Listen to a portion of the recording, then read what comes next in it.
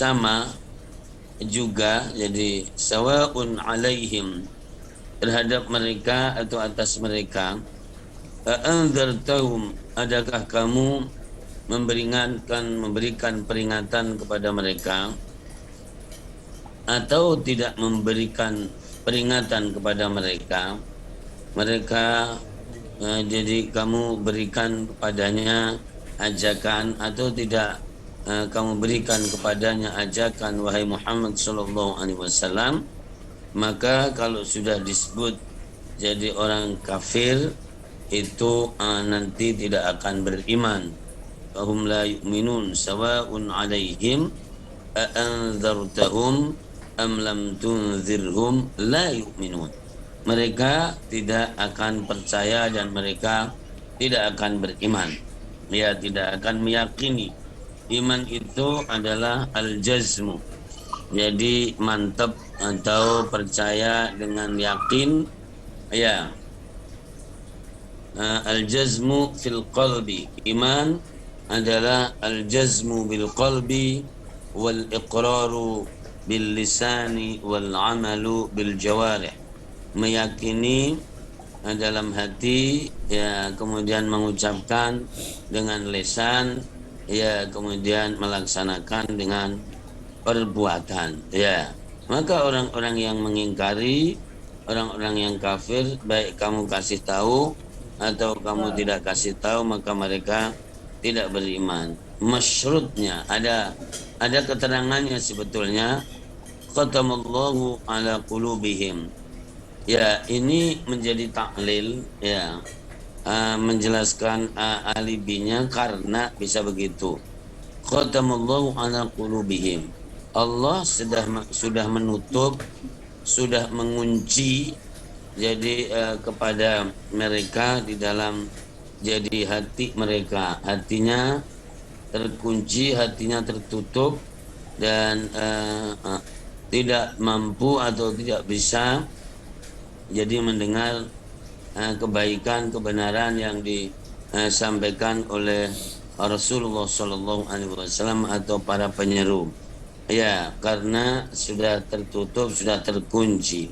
Wa ala sam'ihim, dan juga jadi pendengaran mereka sudah tidak kuat dan tidak mampu lagi jadi untuk mendengarkan yang baik, yang benar. Ya, wa absarihim, dan juga jadi penglihatannya, penglihatan mereka tidak mampu untuk jadi melihat kebenaran yang bisa mengantarkan, jadi memberikan informasi kepada hati mereka dan kemudian menjadi beriman.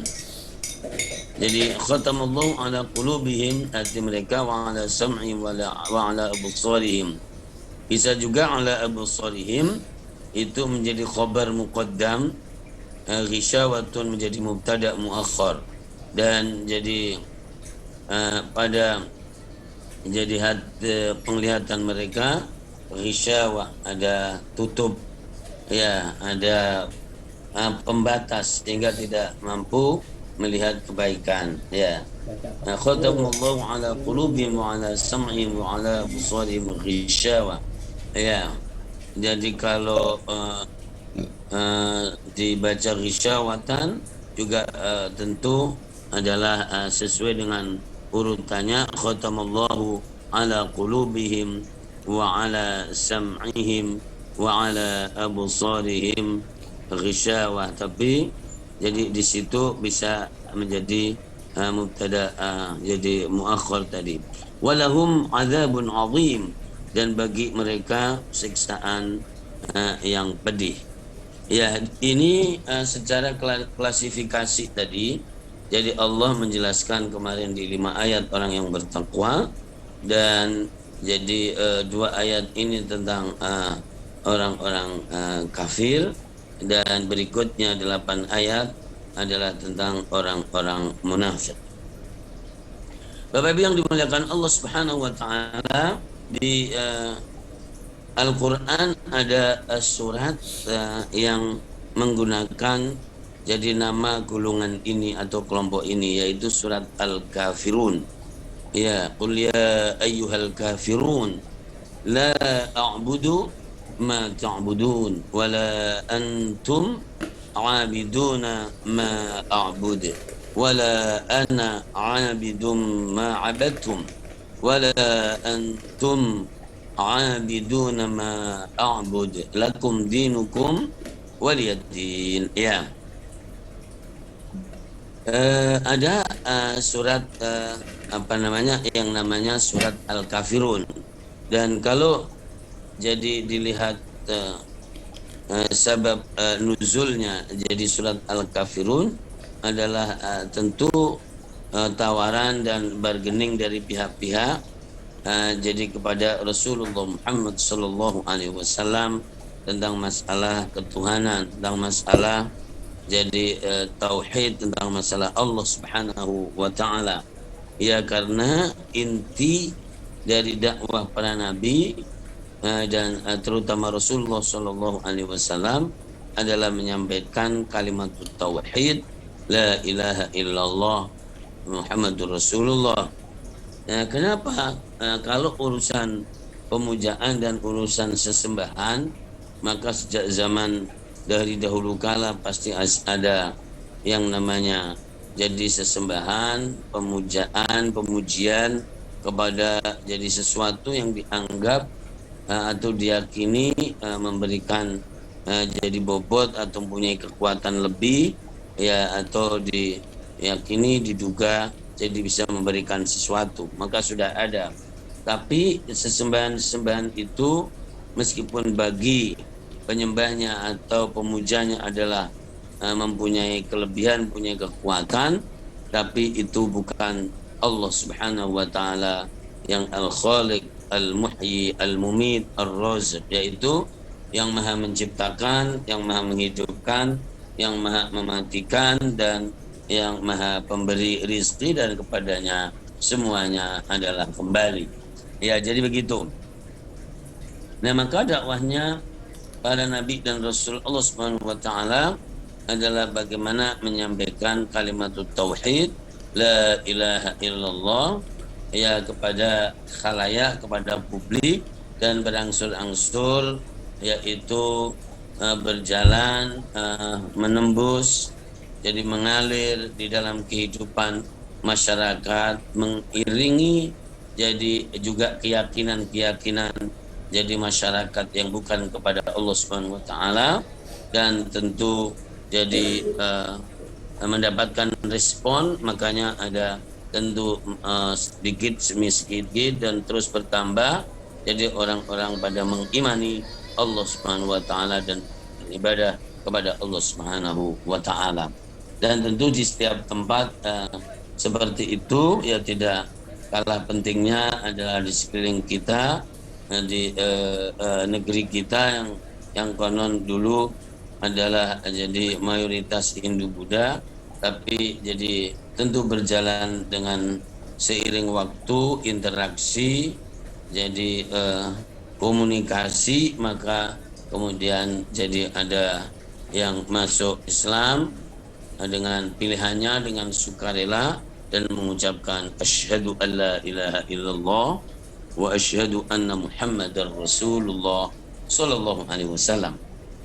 Ya, itu kalau tidak mau menerima, maka sebutannya adalah jadi orang kafir. Bahasa ini bahasa yang di dalam jadi percaturan kehidupan sosial, kadang-kadang jadi memang semuanya sangat takut, jadi orang itu jadi disebut orang kafir.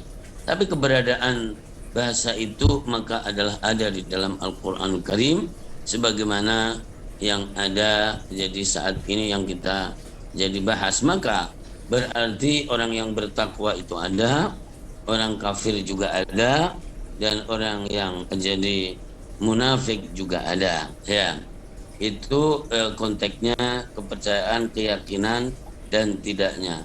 Maka sifat-sifat yang lain yang sifatnya umum juga ada di dalam Al-Quran Karim, disebut misalnya al-zalimun, orang-orang zalim, itu juga ada. Ya, Kemudian jadi apa golongan-golongan jadi yang apa ad-dhallun misalnya, ghairil maghdubi alaihim waladdallin, orang-orang yang tersesat jalan, itu juga ada di dalam Al-Qur'an Karim. Jadi berbicara tentang manusia, tentang generasi ke generasi. Sebetulnya Bapak Ibu yang dimuliakan Allah Subhanahu wa taala, orang ketika tidak jadi meyakini adanya Allah Subhanahu wa taala, itu sudah disebut kafir, ataupun mengingkari al-ma'lum minad dini bid-darurah istilahnya. Jadi mengingkari barang aksioma. Jadi itu juga disebut kafir. Misalnya, jadi rukun Islam ada 5, rukun iman ada 6, satu saja diingkari itu dengan sengaja, maka dia sudah mendapatkan gelar atau julukan kafir. Ya.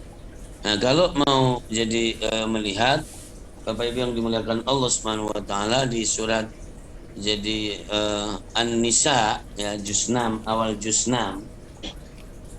Ya.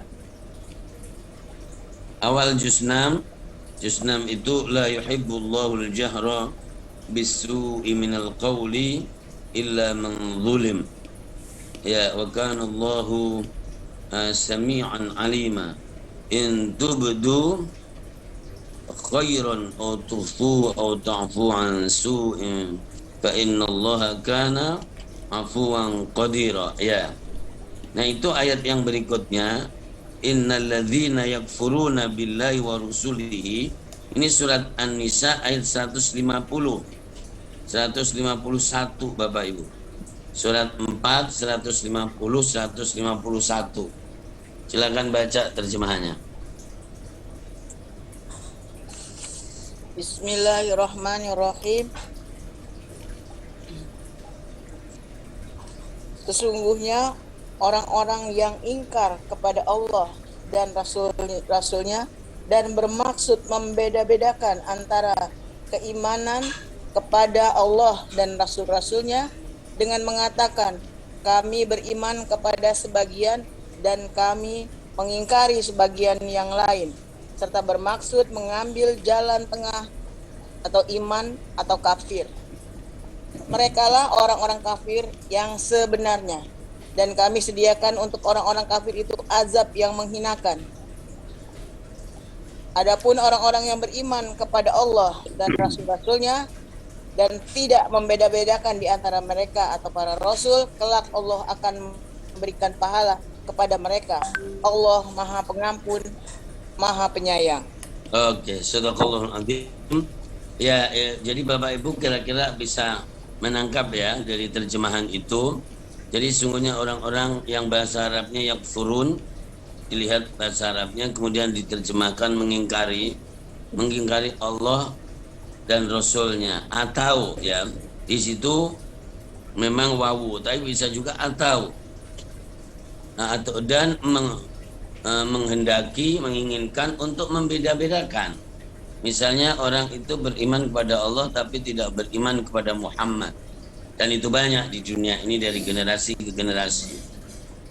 Ya, generasi sebelum Muhammad ya itu adalah tidak mengenal jadi Muhammad sallallahu alaihi wasallam meskipun dalam kitabnya ada.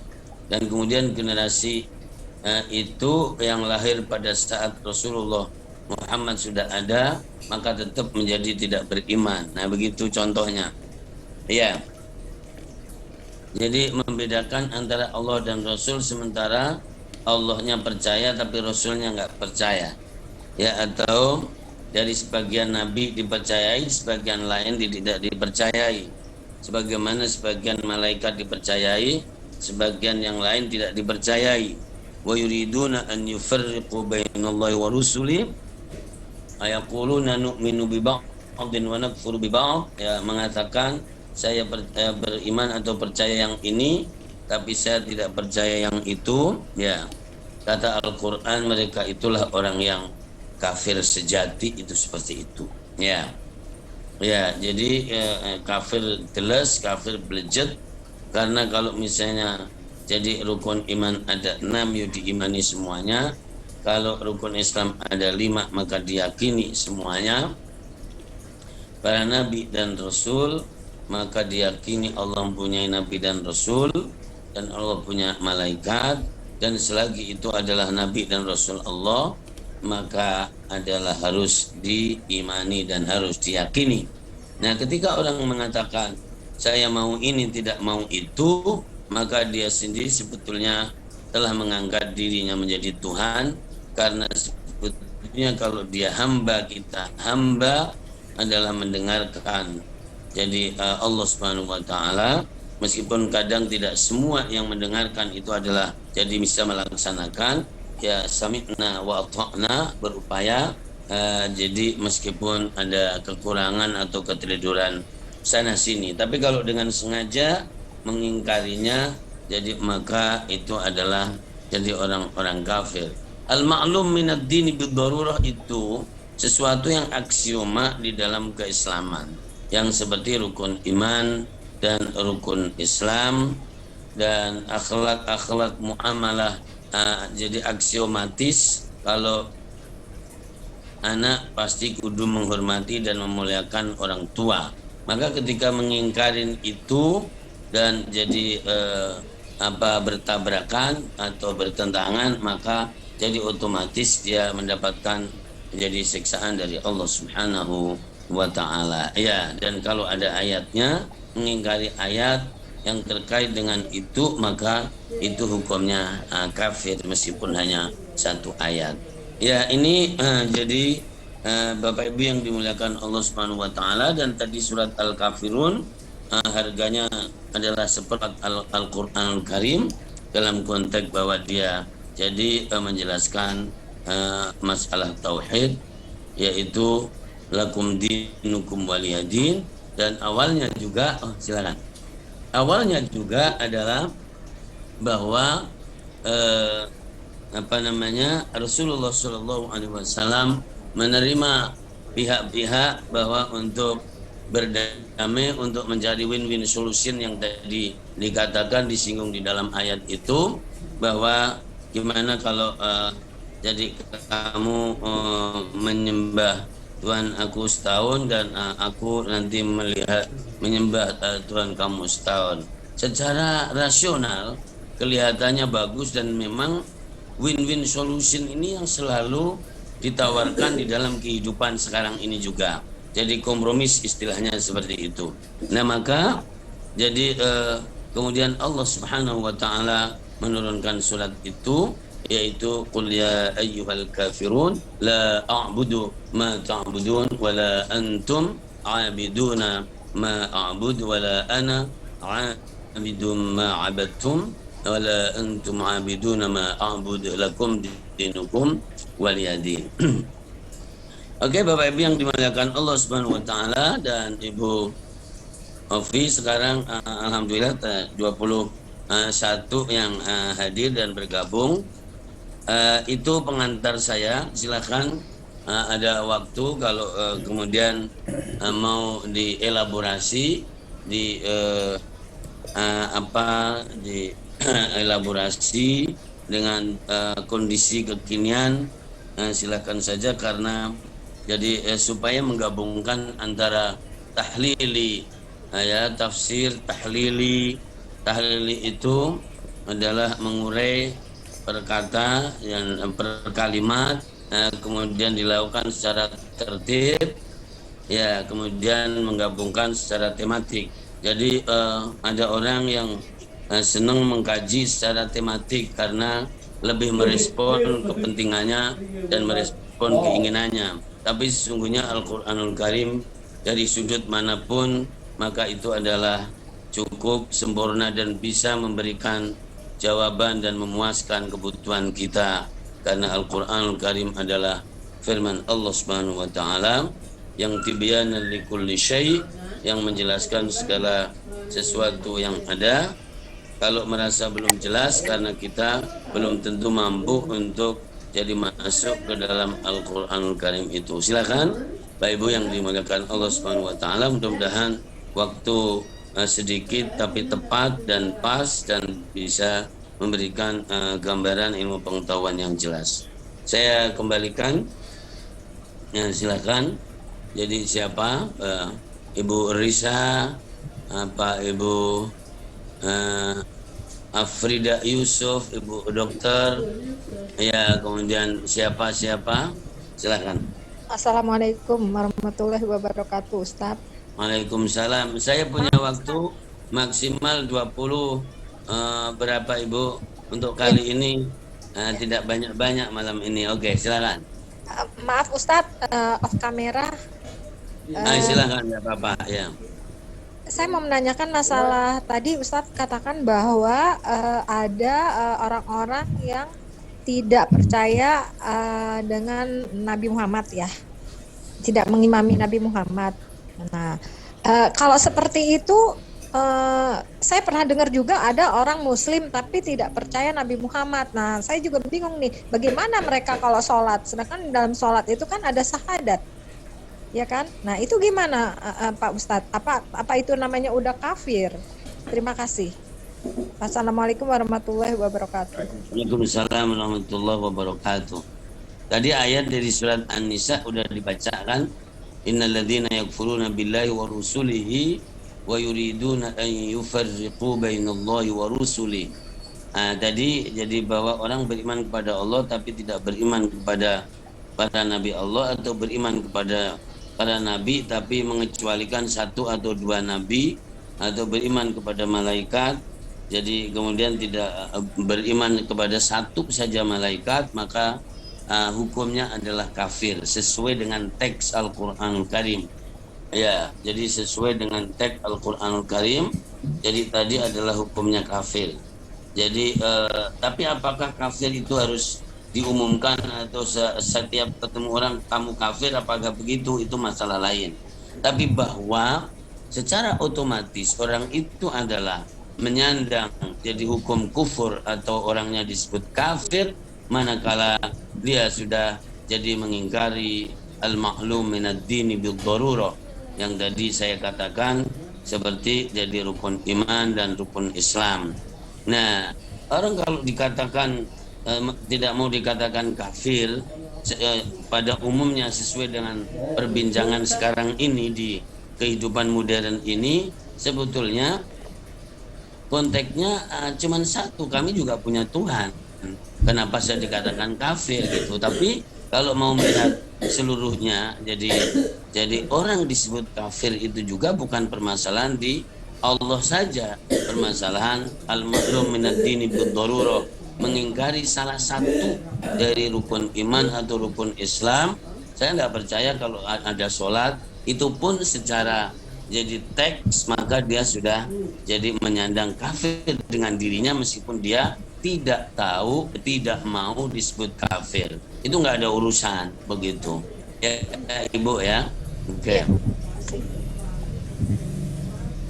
Oke, yang lainnya. Assalamualaikum Ya, Ustaz. masih.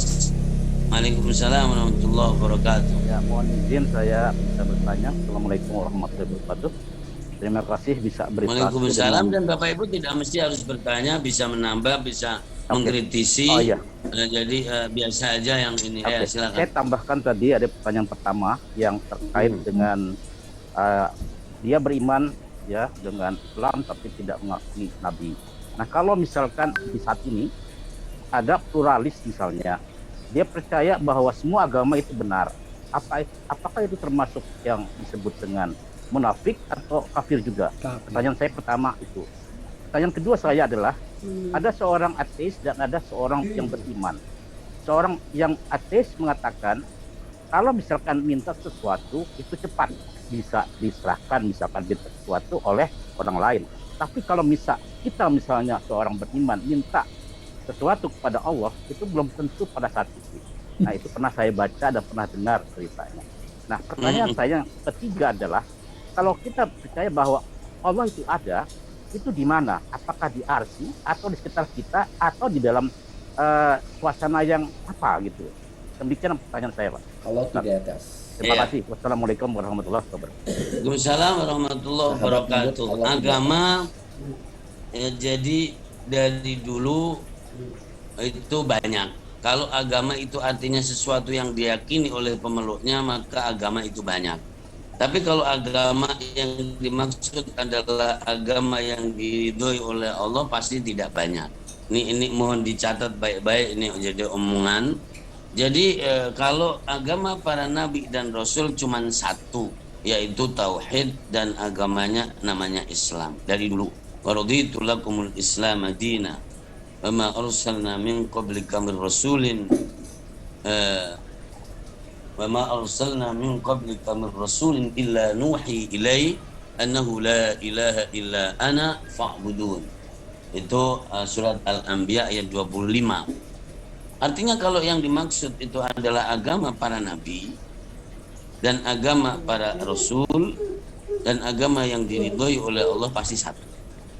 Tapi kalau agama dalam arti sebuah keyakinan dalam tadi kumpulan-kumpulan jadi norma itu ada yang tumbuh dan timbul dari akal pikiran dan kebiasaan manusia, lalu kemudian diyakini sebagai sebuah jadi kumpulan-kumpulan kaidah, maka bisa menjadi banyak. Maka kalau orang mengatakan semua agama adalah benar bagi pemeluknya, maka dia tidak masalah. Ya, tidak masalah. Karena pasti orang yang meyakini jadi suatu agama lah, ngapain kalau nggak meyakini bahwa itu benar? Ya, pasti dia juga tidak akan mau gitu. Ya.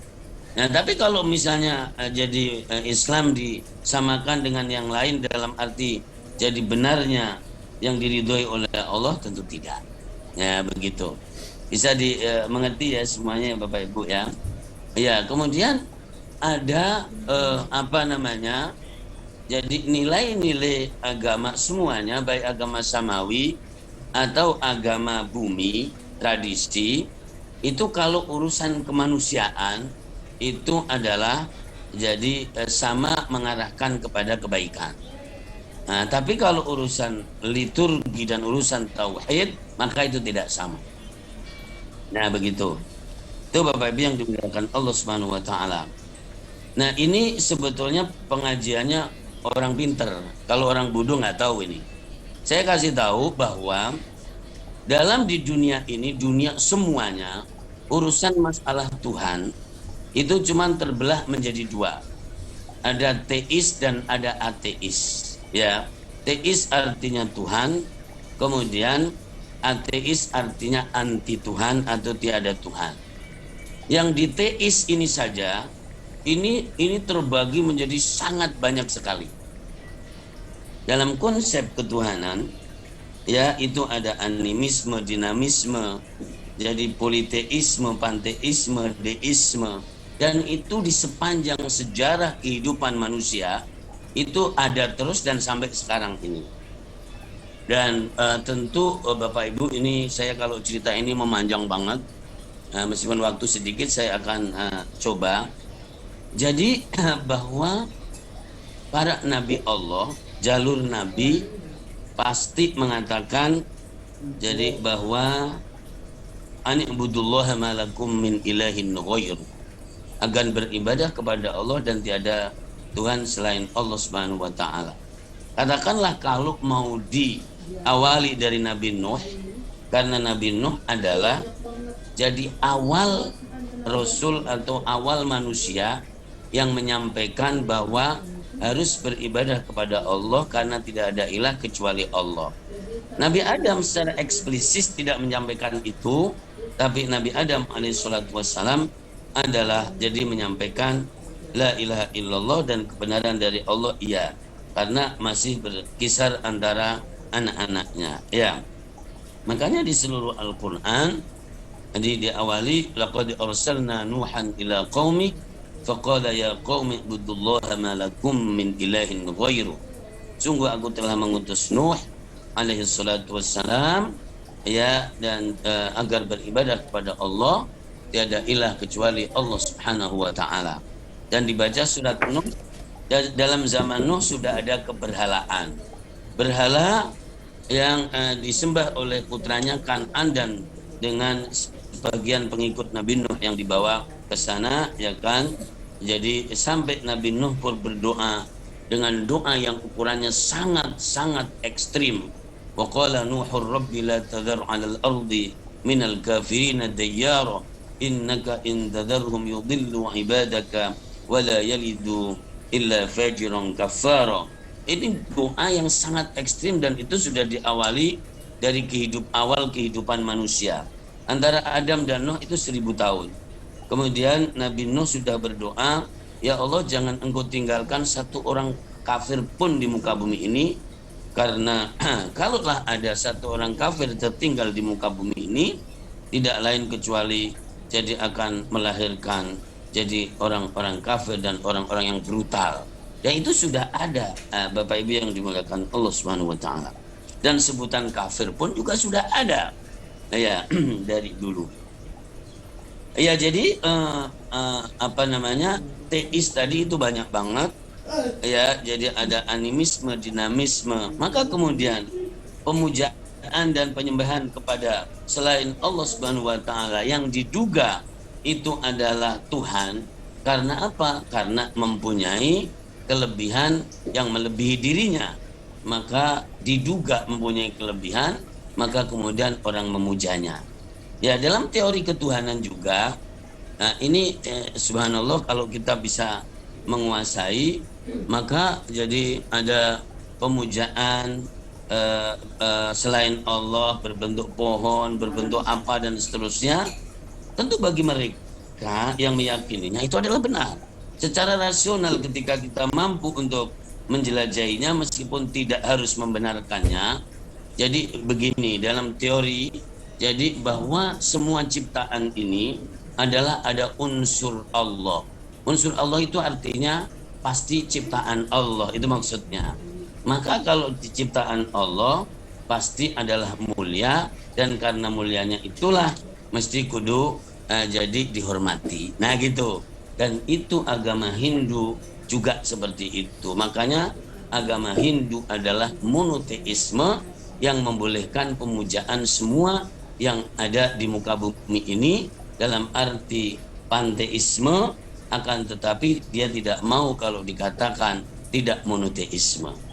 Ya, Sang Yang Widiwasa itu adalah kumpulan dari 3, jadi Dewa, Brahma, kemudian Wisnu dan Shiva, yang disebut Trimurti, tapi menyatu menjadi satu, dan mereka mengatakan monoteisme. Jadi orang tentu Islam, atau katakanlah Islam ini disebutkan pertama oleh Nabi Ibrahim alaihi salatu wassalam. Sebelum itu berarti sudah bergesekan dengan teori monoteisme, yaitu la ilaha illallah. Nah gitu. Jadi Bapak Ibu yang dimuliakan Allah, Tuhan itu yang diduga menjadi Tuhan pun ada Tuhan lokal, ada Tuhan internasional. Jadi dari zaman dulu kala, termasuk di tanah Arab sana, itu juga ada Lata, Uzza, Mana. Dan itu makanya disebut jahiliyah, karena Tuhan-Tuhan itu atau patung-patung itu tidak dikenal di tempat lain, tapi dikenalnya adalah itu. Maka itu teorinya namanya teori henoteisme. Jadi ada Tuhan sifatnya lokal dan ada Tuhan internasional. Di Yunani sana itu adalah terkenalnya jadi negara 1000 Tuhan. Jadi begitu, 1000 dewa dan seterusnya dan seterusnya. Nah, sekarang bagi orang yang mengakui adanya jadi Allah Subhanahu wa taala, Allah, apakah Allah itu kemudian di mana? Nah, begini, ini makanya tadi saya bilang itu pengajiannya orang pinter, bukan pengajiannya orang bodoh juga. Tapi secara konseptual adalah masalah yang sangat sensitif. Ya, masalah yang sangat sensitif. Mungkin di antara Bapak Ibu akan ada yang mengatakan, saya meyakini bahwa Allah berada di atas arasnya. Itu monggo, itu adalah sebuah teori. Ya kan, Ar-Rahmanu 'alal arsyistawa. Kemudian tapi setiap yang mengatakan seperti itu pasti akan menambah embel-embel begini. Jadi bila kaif Allah berada di atas arasnya sesuai dengan kemahabesaran dan kemahaagungan Allah Subhanahu wa taala. Tapi masalah ini juga masalah sensitif. Bagi yang lainnya akan mengatakan baru Anda mengatakan bahwa Allah berada di, itu saja sudah sangat membahayakan, karena nanti akan jadi yushbihul makhluqat, yaitu akan jadi mirip dengan ciptaan, karena semua ciptaan pasti ada kaitannya dengan tempat, akan ada kaitannya dengan ruang dan waktu. Ya, kemudian tentu diskusi panjang banget. Amiruha jadi kama ja'at bila kaif. Udahlah, pokoknya kalau yang penting ada dalilnya, percayain aja seperti itu, enggak usah bertanya. Itu diskusi dah. Nah, jadi saya sebetulnya tidak mau mengajak masuk seperti ini, karena orang muslim itu terjebak dalam teori ini dan akhirnya sibuk mengkafirkan orang muslim dengan orang muslim, dan kemudian tidak pernah akur di antara orang muslim dengan orang muslim, antara teori salaf dan teori kholaf, antara Maturidiyah Asy'ariyah dengan teori salaf. Ini bertengkar selamanya sampai sekarang ini. Saya tahu kemana Bapak bicara itu, saya tahu juga.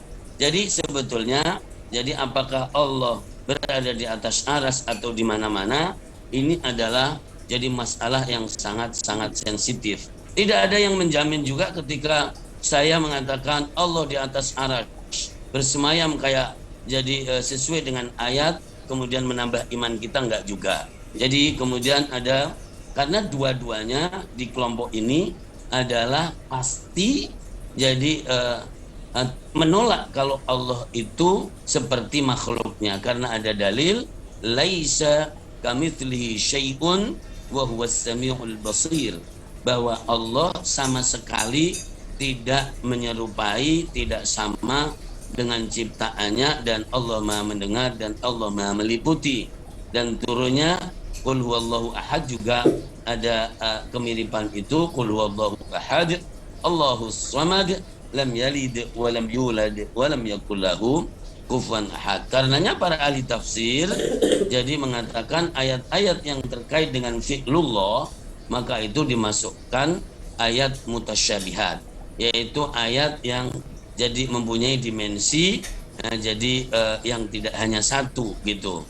Nah, itu pembahasan Ar-Rahmanu 'alal 'arsy istawa, termasuk jadi Allah jadi mempunyai misalnya tangan, jadi Allah mempunyai anggota tubuh. Itu adalah masalah-masalah yang sangat sensitif, dan tadi saya katakan jadi menghadirkan teori-teori tauhid, ada teori salaf, ada teori kholaf, dan kemudian sampai sekarang tidak pernah akur, dan semuanya pada sholat, pada haji, pada beribadah kepada Allah, tapi tidak pernah rukun. Kira-kira begitu Bapak Ibu yang dimuliakan Allah Subhanahu wa taala. Terima kasih Ustaz. Ya. Jam 20.22 gimana? Saya belum menanyakan ini, jadi membuat grup supaya bisa dikontrol, bisa ikut, atau ada penanggung jawab ketuanya Ibu Ovi, gimana Ibu Ovi supaya ini ya. Ya Ustadz, itu sebenarnya ini kajian ini ada di bawah bidang rohis. Ya. Ya nanti kita udah bikin grup, tinggal nanti Ustadz berkenan untuk bergabung gitu. Ya. Jadi saya jadi begini, pengajian ini harus pengajian yang produktif. Satu, yang kedua jadi tekstual yang kontekstual. Jadi ada unsur penguasaan, jadi pembacaan Al-Quran, tapi kontekstualnya juga ada. Karena kalau seumur-umur seperti ini disuruh membaca Al-Quran banyak-banyak juga nggak kuat, karena memang teori pendidikan itu kalau orang rata-rata 40 ke atas itu kemampuan untuk jadi duduk itu paling lama 30 menit. Dan kemudian jadi yang paling kuat adalah analisanya. Jadi makanya kalau umur segitu baca tajwid, membenarkan makhraj itu tidak lama, itu kabur itu langsung begitu. Meskipun tidak bisa tapi kabur gitu. Saya tahu itu ya. Jadi seperti itu, maka jadi pengajian yang produktif, tekstual dan kontekstual, dan silakan dikembangkan sesuai dengan kekinian dan kedisinian kita supaya responsif dan menjawab hal-hal yang kita butuhkan. Jadi saya kira itu barangkali Bapak Ibu yang dimuliakan Allah Subhanahu wa taala. Jadi insyaallah kita kalau Rabu ini sebetulnya memang ada Al-Qur'an lanjutan ya. Dan pengajian ini nyelonong hadir dan ya alhamdulillah karena memang Ibu Ovi adalah Ibu Ovi ya akhirnya bisa masuk memberi jadwal ini. Ya akhirnya maka kita berbagi waktu, tidak ada masalah, tapi kita on time dan tepat waktu supaya jadi bisa sangat jadi produktif. Amin ya robbal alamin. Oke, gitu ya Bapak Ibu yang dimuliakan Allah Subhanahu wa taala.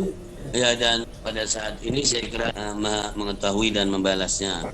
Insyaallah buku catatan amal kita terisi dengan baik. Saya akan akhiri insyaallah. Allahumma 'allimna ma yanfa'una wanfa'na bima 'allamtana wazidna ilma. Allahumma ati nufusana taqwaha wa zakkiha anta khairu man zakkaha anta waliyuha wa maulaha ya arhamar rahimin. Walhamdulillahi rabbil alamin. Wassalamualaikum warahmatullahi wabarakatuh. Waalaikumsalam warahmatullahi wabarakatuh. Subhanakallahumma wa bihamdika asyhadu an la ilaha illa anta astaghfiruka wa atubu ilaik. Ya, terima kasih. Syukran jazakallahu. Oke, Ibu saya langsung nih tuh. Tuh. Pak Ustaz. Tuh. Ya, jadi ya gantian ya Bapak ya.